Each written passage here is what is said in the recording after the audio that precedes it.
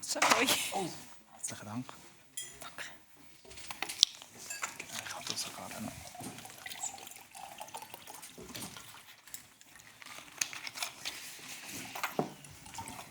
Welcome, everybody. Great to see not so many faces here, but to thank you for attending this session. I'm absolutely delighted that we get to talk about a topic today that everybody knows about it, but nobody really wants to talk about it. And one thing that Simon initially said, and I think it's very important, when we talk about downscaling, it doesn't mean shutting down. And today we're here to see the different perspectives, the founder/CFO perspective, the investor perspective, and the head of people operations perspective in this whole process, and to talk about the do's and don'ts, and also what is really important when you have to scale down. So I'd like to kick off with a short introduction from the participants of this panel to sort of give you an overview what they do and how they've been involved in downscaling. Shall I start? Yes, please. My name is Michelle Tschumi. I'm the head of startup finance of Zürcher Kantonalbank. So we invest from the bank's balance sheet every year 25 million in early stage startups. The headquarters of the startups, it needs to be in Switzerland, but we are allowed to invest in all over Switzerland. We are a sector agnostic investor, so we don't have any limitations on the industries, and start with a ticket size of 200K up to 1.5 million Swiss francs. I'm happy to be here today with you and the audience. Cool. Yes, hi, I'm Simon. I'm the CFO at Volero. We are a later stage scale-up company developing robotic platform for work at height. I'm responsible for everything related to infrastructure in the company, so finance, legal, HR, everything non-technical and not sales. Hence, all the downscaling and upscaling is basically into my role. I'm a founder myself too. I founded a fintech company that downscaling was not an option. We really shut it down. So I know that part of the business too. We were 10 employees and stopped the company after a bit more than a year. Also a decision that at a certain point makes sense. But I definitely prefer downscaling. And you, Diane. Hi, nice to meet you. My name is Diane. I'm based in Lausanne, but work all over Switzerland on all the people topics. Call it people and not HR, because it's around the assets of the company, and people come to me either when shit hit the fan and they need to downscale, or when they feel their team is not performing, or they want to ensure that they can go from good to extraordinary and better when it comes to alignment, delivery, and to help on the success. So sometimes it's like, things are not working out, we need to downscale, and sometimes it's we need to hire 50% of the team to upscale. And it's how to make sure that this is a bit less painful, either up or down. Today's topic is down, and hopefully it's not closing. But recently I worked on a case, 50% of the team got to downscale, but they're more performing than they used to be. So I think that's also an interesting insight. Thank you for the insights. I know there's a lot more to come. Simon, I'd like to kick off with, you've been through this and you've seen mistakes, also things repeatedly that you think, hey, this is what I've seen or experienced, do's and don'ts. What is it that you see that are the biggest mistakes in your view when it comes to downscaling? Yeah, so I mean, at Volero we are today quite privileged actually, because we are not downscaling at the moment, but the opposite. So we are a growing company. We've raised quite a substantial financing round last year with Cherry Ventures, quite a renowned venture capital fund in Germany. And after like 6 months, we really signed the term sheet, got the money in, and then 6 months we had quite a let's say a sales stop or a summer hole, however you want to call it, and we really needed to take a very quick reaction on that. So we had to let go 5 people, or I think in total it was even more, 8 people during the fall last year. So I think one of the most difficult things is first of all, you always save the most with people. I mean, everything else is infrastructure, and it's very hard to save and to make compromises in. And when you talk about letting people go, you need to decide which people. And I think number one mistake that everybody is doing is they get rid of the most expensive people.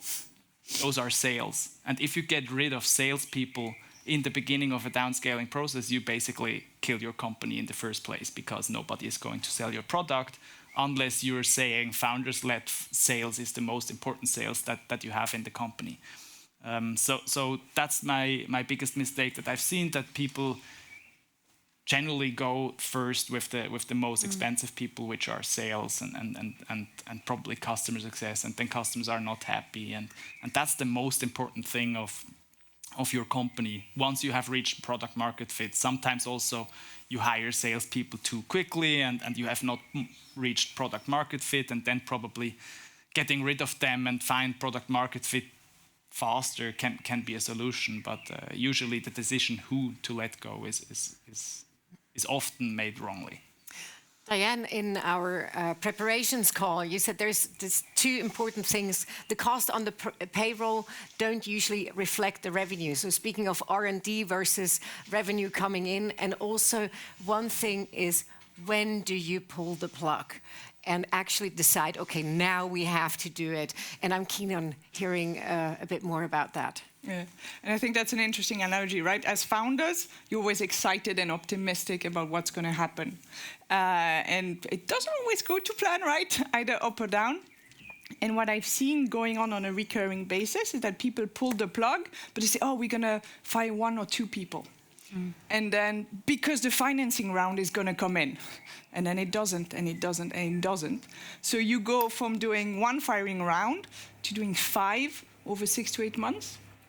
The team that stays, trust is really, really eroded at this point. So I always say, if you look at fundraising and things are going well, potentially, are you tracking the good metrics? That's a different topic. And I often speak around revenue per head and cost per head. That goes a bit beyond just the salary, because seniority kind of plays a role to that. And I take the analogy of, when you're driving, you may be on speed 6, and founders are going to say, oh, let's go down to 5. Oh, let's go down to 4 and to 3. I'm like, no, you go from 6 to 2. You make it stronger, because it's going to be easier that way. Because otherwise, you're eroding trust. Everyone's going to just get, not going to trust what you say, going to get, depleted, and nothing happens. And you think about the mental load around, am I going to get fired next month? Yes or no? So I often say one of the issues I say is you're not going from 6 to 2. I mean, you could say you should go to 1, because then going back can be easier. But making sure you stop enough, because very often founders will say, oh, we'll only do 1 round. I think 99% of the companies who've said we only do 1 round end up doing 2, 3, or 4. And that's a big, big watch out. Michelle, I'm keen on hearing your investor's perspective. You said sometimes you don't sit on boards, but you have the observer seats, and then you sort of see it a bit more from a distance. But how do you experience this whole process? Well, as an investor, you know that 60 up to 70% of the startups in your portfolio will not be successful. So it's part of the game. And it's the daily business that you sometimes have to scale down and then again up. Most of the times we are the co-investor, and you have another investor in the board with the board seat, because we have now 190 startups in the portfolio, and we are one of the most active investors in Switzerland, so we can't be in the board for every company in the portfolio. That means that we have to be somehow close to the startups when not sitting in the board. So we have regular calls, the investment manager of my team, with the founders. For example, Voliro is one of our portfolio company, but a bit now later stage. We have different ones. And we also define with the startups some milestones when we invest in a new round. And when you see that the milestones we have promised or have been promised to are not reachable, we discuss that with them and also the board representative from the investor side. Try to help if we can with some additional partners, clients, probably also co-investors, because, yeah, I mean, trying to reduce costs is one option, but the other one, as you also mentioned, is to raise again money. And for us as an investor, that's always very emotional because you want to support the portfolio companies, but at some point you probably are not. You believe that it's going closer and closer to a real shutdown, and there it's always really a hard decision because when you don't support the startup anymore, it's also a sign for new investors, right? That the existing investors are not believing anymore in the company, and sometimes that's very bad to find new investors. Simon, we talked about KPIs, metrics. What financials do you monitor, and what do you think? How do you, where do you put the priorities in the KPIs and metrics? Yeah, I mean, first of all, I want to comment on what you guys said, because I think it's very important to also get the point of the companies there. I mean, taking that decision to let go a large amount of your staff, let's say 25%, or even 10% if you're a little bit a bigger company already. It's very important to do it without any doubts and do it quickly. Communicate clearly, be honest with the people, they will trust you then afterwards, and it will be regained very quickly. And then again, to the investors, it's always important that you have a plan and that you react fast, that you have a story to tell. Every interaction with your investor is a request to raise more money, internally, but also externally. And then, I mean, if you can show that this is the decision that you are taking very, very clearly and with a clear strategy, then the investor will always put in more money because they see the product is good, because they have initial buy-in already, they like the product, they like the market, that's given. But then they also trust you in the ability to turn around the company and build it back again. So that's very important for me as a founder, as an operator. And then in terms of KPIs, I mean, it's pretty clear that, or a lot of people, they totally forget about the real important KPIs in terms of downscaling or in terms of any kind of startup that has limited resources, and that's cash. I mean, what I do in every company that I worked for, in my own company, but also here at Volero, regardless of how much cash we have on the bank balance, every day, the first day of the month, I check on the cash balance at the end of the month, and I compare what we have burned in net, what we really have less in cash on our bank account.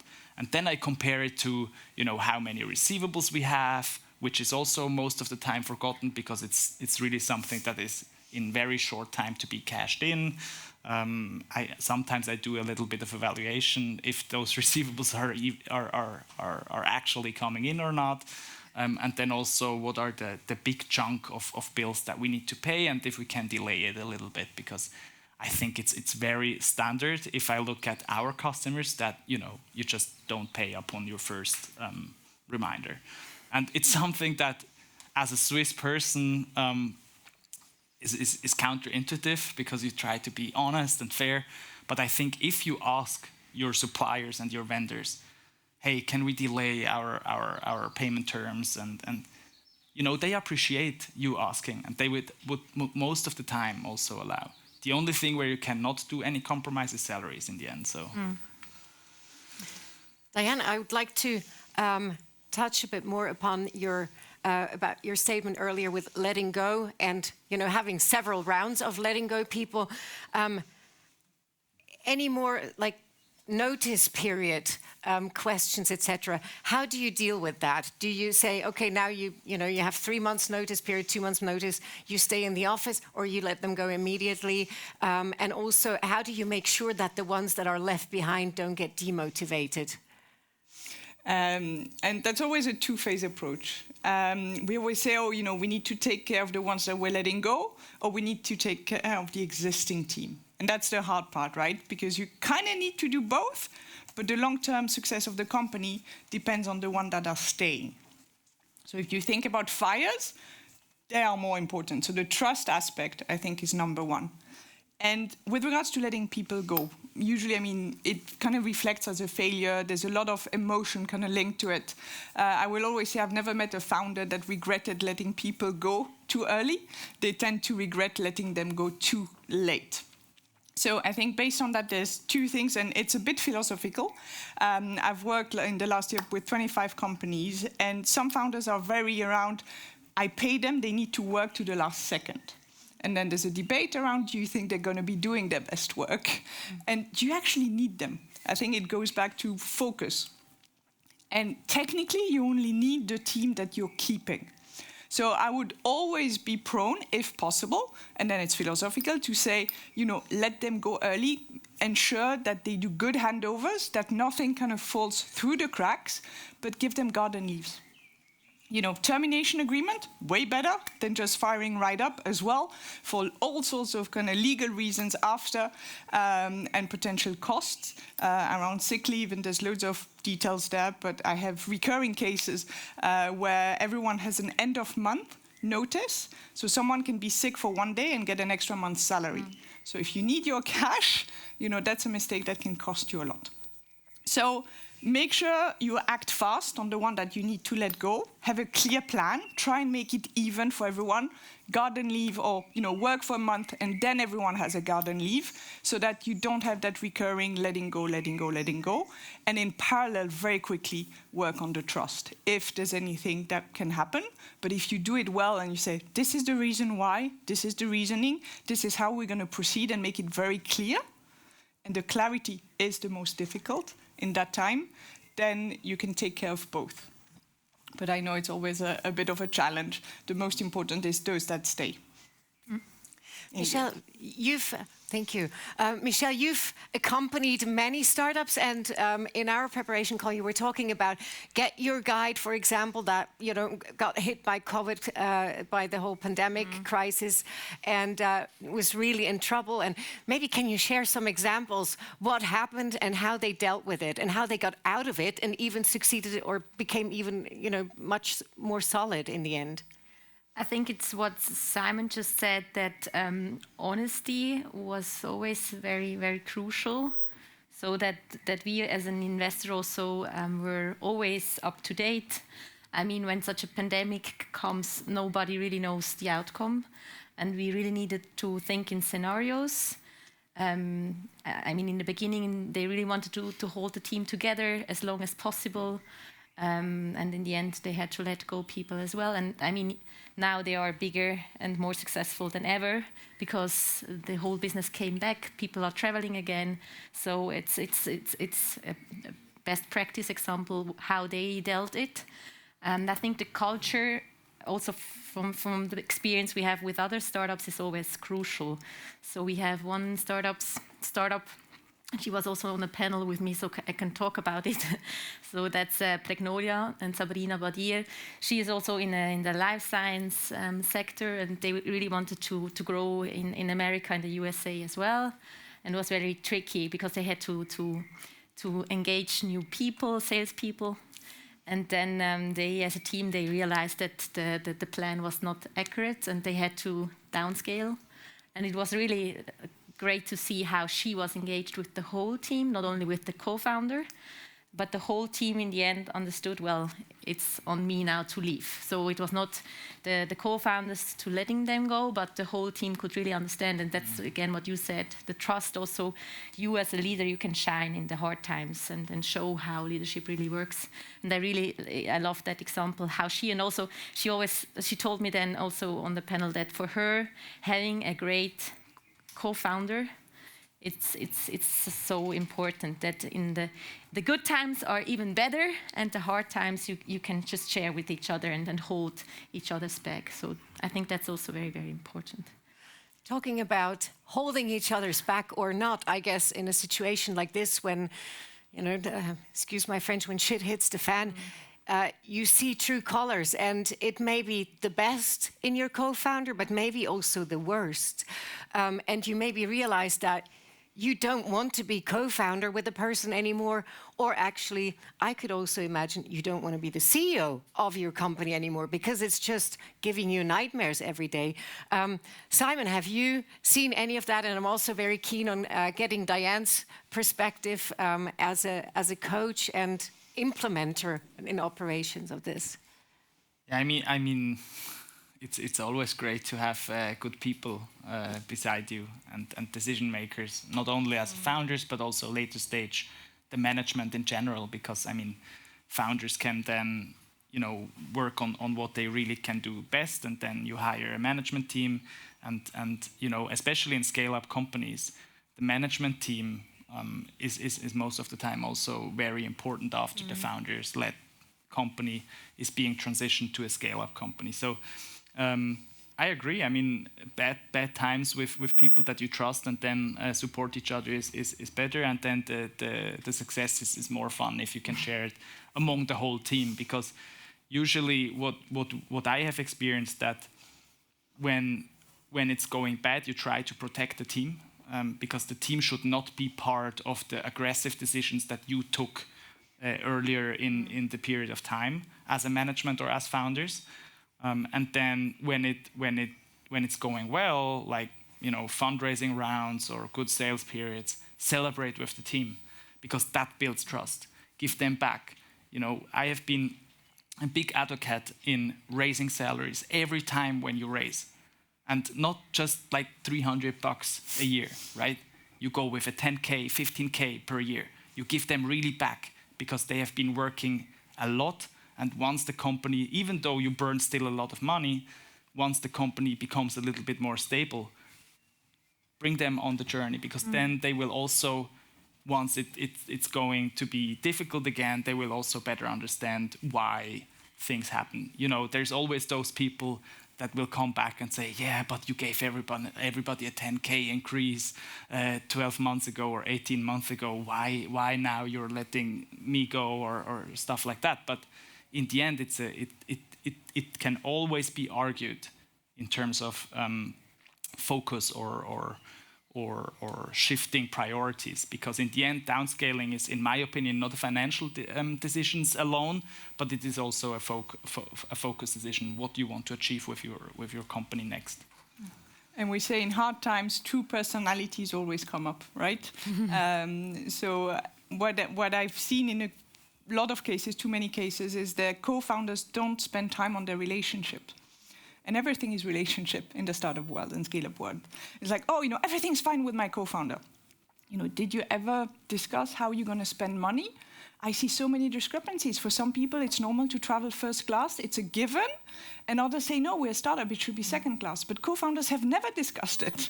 So, downscaling is not only about money, but it's often about money. That's the result. Exactly.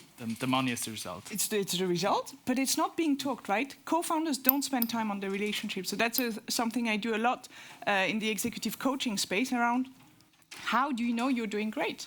Have you ever checked in? How are you feeling? And then, do you want to step down as a CEO? This is a topic that's never spoken about, but a CEO may like doing certain things, which they should not be doing, or on the contrary. And it's really hard because you have 20 apples in the air. And I'm a big believer of knowing what is your zone of strength. And it's not only about the title. It can be about the title, but it should not only be about it. But it's where can you have an impact. And during downscaling, it's harder. Ideally, do it before, because if you need to find a CEO, it's going to be hard and it's going to be long. So it's around knowing how you do your best work. So that when shit hits the fan, you don't go into those relationships. I've seen examples where you have a team of co-founders and one's always been very optimistic and been able to sell the pitch. And then when you look at the numbers, you're like, they don't match up. But you were co-founders, you never discussed it. Potentially because you trusted the other person, but you never went into the details and you actually don't have the overview. So a big takeaway is kind of working on the relationships with your team. How do you reward them? How do you celebrate? Celebration's a big topic, always forgotten. And you may have different philosophies. Is it cash? Is it salary? Is it development? Is it title? All of that. But there can be some nasty surprises when you downscale because things come up. Simon, one thing you said in our preparation call was the culture has to be established early on. Culture is always a topic, and you said it's not just important for the founders, like what company culture should be trickling down, but also that the employees know working for a startup means there isn't money, that you don't have a secure job for the next 5 years because the money is just there. How have you experienced this? And also, Michelle, from an investor's point of view, and with seeing all your startups, have you seen any best practices? Maybe first Simon and then you. Yeah, I mean, when you're hiring and you open a job description, you most of the time should mention that you're still a startup, and then in the conversation you will very quickly realize if this person is actually suitable to work in a startup. And I mean, I have seen both mistakes. So one is over-promising that this company, it will go very well in the future, but the cash runway was 3 months, and then it's not fair for a new person to hire. So I prefer like a slightly middle answer to that question, because we also have a lot of employees or future employees or applicants that ask, hey, how long is your runway? And then I would never tell them a number of months, because it's not relevant. What my standard answer is we have, with the facts that we know today, we have an unlimited runway because we are not going to shut down the company. So if we run out of operational cash, I'm going to raise funds to pay your salaries. And then you can always talk about, we are currently raising a round, so we need some additional capital. If you're not familiar with that, with that uncertainty, don't join us in that stage of the company. But then again, I mean, there's other very nice perks that you can offer such an employee, such as employee stock options or shares. So I think being honest, but also not losing your optimism when you hear those questions is very important. I agree, and I think from an investor perspective, I have 2 things to add. I mean, when it comes to select a new investment, we have our investment strategy and criteria, and we always discuss with the team internally, is it the innovation, the technology, or is it the team, which really matters. And in the end, it's really your gut feeling about the founders, the team. Do you trust them, the people, that they will survive this roller coaster, which will come? And when you really can feel the culture they celebrate. We just had a meeting a month ago where we went also to the offices of one of potential startup in our pipeline, and you could really feel how they are connected. They studied together. They have now this big vision, and it's not only the founder or the co-founder, but the whole team. And they showed us everybody, and they could tell me what everybody is doing, and you could really feel how they love to work with each other. I think that's one thing I want to add, and for follow-on rounds as well. So because we want to do follow-on rounds also with scale-ups as you are. And when it comes to scale-ups, you have mentioned that before, I think, or that was your question. When is the time to let go as a CEO, as a co-founder? And we have some great example in our portfolio when, it's a startup, they build hardware, and the feedback from the customer, it was just clear it's not what they need. It was just too many functionalities, and they really needed to reduce. And the CEO, he was the CTO. The CEO was really the tech guy, so he founded that during his PhD. He had the idea and a lot of work into the product during his PhD, and he decided to step back and become again the CTO to really focus on the product. And from our perspective as an investor, we really wanted to understand why is he now stepping back? Is he just not believing anymore in the product? What is the reason? And it was just clear focus. What are the problems at the moment? What is my strength, my role? And then stepping back and letting somebody else being the new CEO makes a lot of sense. And then we can trust again. We see the challenges, but we can invest again in the company. That's also culture. Simon. No, sorry, I just wanted to say culture is also how you hire and how you fire, right? Simply put, how are you going to decide to hire someone and what's going to make you fire them, and just being very clear about that. You know, very different philosophies. Amazon is changing a little bit, but at some point is we want the best, we're going to pay you a huge amount, but you're all out on your own and your KPIs are going to be the thing. And, you know, KPIs not reached, I think, 1 quarter, you get a warning, 2nd quarter, you're out. It's part of their culture. There's no right or wrong, right? There's things that are more okay to be said than others, but there's always going to be different people. I take the analogy, some people love going to McDonald's and people want to go through a 3 Michelin star restaurant. It's a different value, different perspective. But how you hire, how you fire is your culture, and then in between you make it live. How close do you keep the board, or did you? How close or how far away do you keep the board? How do you inform? What is your? I know you have a strategy. I know Michelle would not agree. Please, Simon. I heard that this call is being recorded, so I would always say as far as possible, but as close as needed, because in the end the board has a legal responsibility. You cannot deny that, so it's very important to anticipate their involvement very very early. So I mean we have a board meeting every quarter, but we have a WhatsApp chat with our board where we always try to get them involved as quickly as possible if we have critical stuff. So.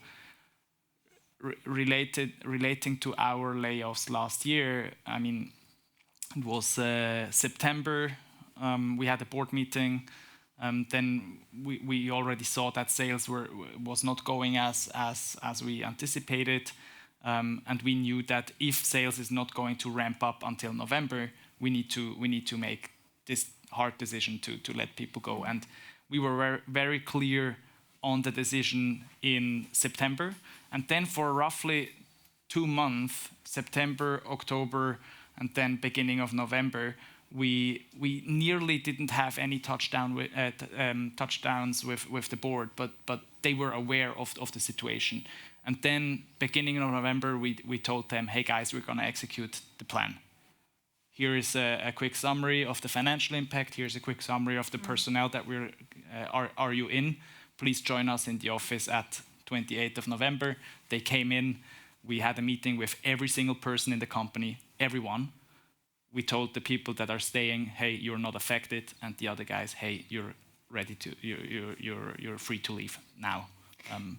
Was one of my toughest days in my career, but it was very, very well received by everyone, because you know most of the people, we actually have our notice period at the end of each calendar day. It's legally possible, and everyone should be doing that. So we then could even offer our employees, look, guys, we are paying you another full month. We're offering that. We're providing garden leave because we believe it's better for the company, but also you have more time to reorientate.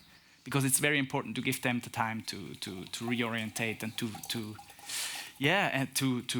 show empathy, because it's not easy for them. And most of the time, you know, everything comes together. We had 2 of those 8 people. They had one had a divorce at the same time. The other one, his dog died, and it's like crazy how personal things come together. And you need to take those decisions, and you cannot just go around. So. And maybe to add to that, I mean, we know you already for many years, and that's totally different because we can trust you. We know how you work, how structured you work, that you have a plan and scenarios. And there it makes a lot of sense that you don't involve the investors with every nitty-gritty question or challenge. Yeah. But so ZKB is not in our board. No, we are not. But we, yeah. And on the other hand, I mean, when we invest early stage in a new startup, we don't know the people that well in the beginning. So there it probably makes sense to build on the trust and communicate a bit more often than probably later stage.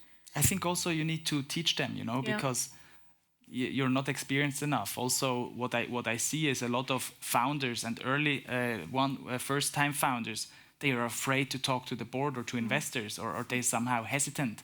So, I mean, what my number one learning is from raising now over 20 million in the last 12 months is once they invested, they were friends.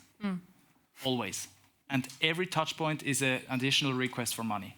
So make sure you stay optimistic, you have a plan, but also be aware that they want you to succeed. They're your friends. And the plan. The plan's always the thing, right? When you fired everyone the same day, you had a plan, garden leave, everyone has the same thing, you take into account what's happening. And we tend to forget, but in Switzerland, the support is quite good as well. So it's, I think there's been decisions with a few teams where they say, that person cannot get unemployment. Can you do something? Can you be kind? Staying human. I always say, 5-10 years down the line or whenever you exit, will you be able to look yourself in the mirror? And some people may say, we don't take the equity back. We vest the entire equity as a chance that maybe they get something later on. There is a lot that you can do that's financial, non-financial, and in the end, it's all about humans and how can you be as human as you can. But yeah, it's never easy. Yeah. One question. I think we're almost out of time, but I would like to have one question and then maybe a couple of questions from the audience. Now, looking into the future, so you have scaled down. You went from gear 6 to gear 2. And now, how do you rebuild? How do you decide now what is going to be the next step? Which positions do you then, start rebuilding first? Is there a plan? So the plan needs to happen before, right? You need to have the plan and then you're only executing on it, with number one being trust. Trust is often linked to transparency. And there's a company that had to scale down where they said, we're now on a monthly basis going to show the cash on bank. We're going to talk about the burn rate. We're going to talk about the cost per head, the cost per department, the revenue per department and per head. This, in terms of trust, was massive because before, we're going to raise money and it's not some of your worries. However, that only works if you educate like hell. Because for some people, seeing, we're close to zero, they might have a heart attack. So I think trust/transparency is one of the most important, but make sure you educate. And then you need to spend the time. Don't think that, once you've downscaled, you can go back to your job as a CEO and don't put any time and energy in the leadership people topic. Because, yes, you may have a team that's massively resilient and is finally happy, finally all the poor performers are out. That can happen, rare, but I've seen it happen. And then the entire team is performing by default. But that's 0.1% of the cases. So ensuring that as a CEO, leadership team, co-founders, you spend enough time on this and you're available for questions and you make sure that everyone's on board. Because people, you'd be surprised, sometimes they actually have been waiting to take more ownership and they can deliver more by being less. Interesting. How have you always had a battle plan in a way with, okay, once we're done, now this is how we rebuild? How have you approached this? Yes, I mean, for especially for later stage companies when we were already 38 people and then we had to let go 8 people, you clearly have to have a plan. And this plan is, in our case, it was mainly shared among 3 people because it's highly confidential. It also can, you have a worst case scenario, and this plan is really rigorous because it needs to be taken. But you want to delay this decision to execute on this plan as long as possible.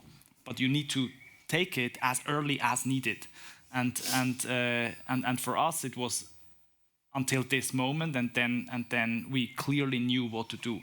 Which people, we even didn't talk to the managers of the teams because we knew that it would spread very quickly on team level, on the team lead level. So we had the plan. We exactly knew what's happening if those things don't materialize, and then you execute. I know we're running out of time. One question from the audience, if there is any, and then we would finish the session. Yes. You need the mic. Please do speak into the microphone because it's all on record, and if you don't speak into the microphone, it's not recorded. Okay, Simon. A few minutes ago, you said that like the investor is your friend after the deal is closed. Last week, I attended a meeting with business angels. And one of them said, hey, don't forget, you're not friends. So would you say, I mean, is it like a leadership decision for the investor, or would you say the relationship can change? I mean, if business is going down? Well, probably friends is the wrong term for it, yes. But they are definitely business partners. So they want to support you, and they want to have a return on their investment. What I highly want to emphasize is, never let go the narrative as a company and as a founder. You define the story. And when I hear such a statement from a business angel, for me that's already a red flag, because he is too much emotional attached to his investment. Should never be. I would not work with a business angel or with an investor that is emotionally very invested. I've made great experience with investors who give you the money. And once, our investor, he must, Cherry Ventures, I mean, we told them that we are going to be at 7 million in ARR at the end of last year. We ended the year at 3 million in ARR. I mean, they must have thought, what the heck are they doing? They promised us this, and now they're executing on this. And they were just so calm and so emotionally disattached that they said, well, good, you have a plan, let's do it. And now they reinvested in the round that we just closed last week. So it's all about the trust in the management, and that you lose the trust once you give away the story and the narrative. Right. Thanks. Thank you very much. Thank you so much for my panelists here. That was a great discussion. Could have gone on for some more. Thank you for being so honest and transparent. And have a great rest of the day. Thank you. Thank you.